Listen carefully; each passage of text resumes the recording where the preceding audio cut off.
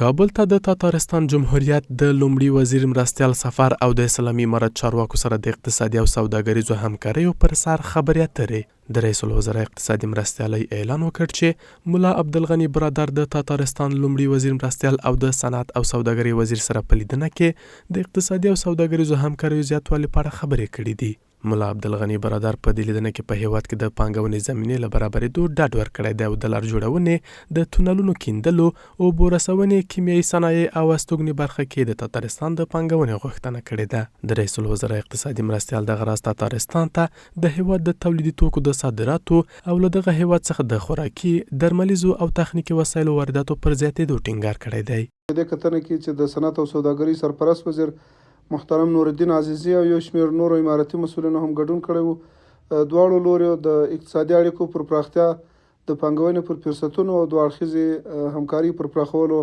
هر اړخیز بحث وکړ.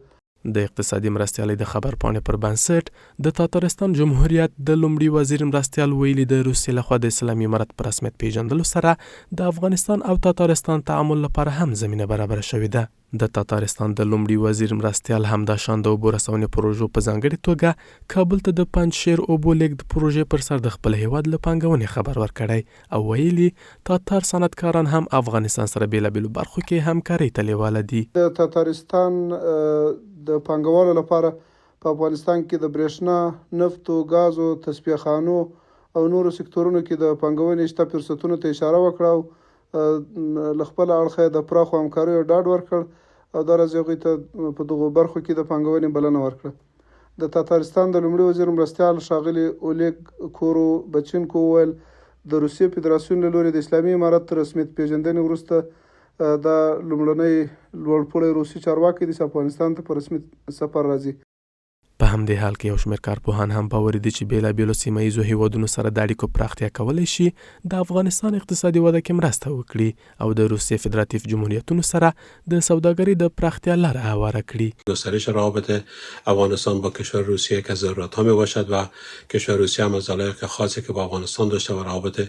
نیک و حسنه که در گذشته با افغانستان داشتن در 4 سال گذشته هم روابط خود با افغانستان بسیار گسترش دادند که روابط اقتصادی، اجتماعی، فرهنگی و دیپلماتیک می باشد و اولین کشوری بودند که حکومت سرپرست افغانستان را بعد از 4 سال به رسمیت شناخته و در قسمت گسترش روابط دیپلماتیک همیشه کوشا بودند. امارت اسلامی تانسته که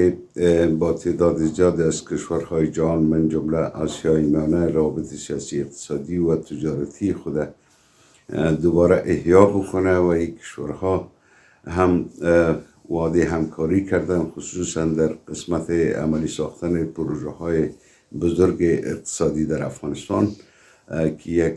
گام نیک است و به خیر افغانستان است. ملا عبدالغني برادر دغه راز ویلي د روسیې لخوا د اسلامي امارت په رسمیت پیژندلو د دوړو هیوادونو ترمنځ د ډیپلوماټیکو اړیکو کې تازه پاڼه پیل کړې ده. ښاغلي برادر دغه راز د روسیې جمهوریتونو سره هم د سوداګریزو اړیکو پراختیا لپاره له هڅو خبر ورکړی دی.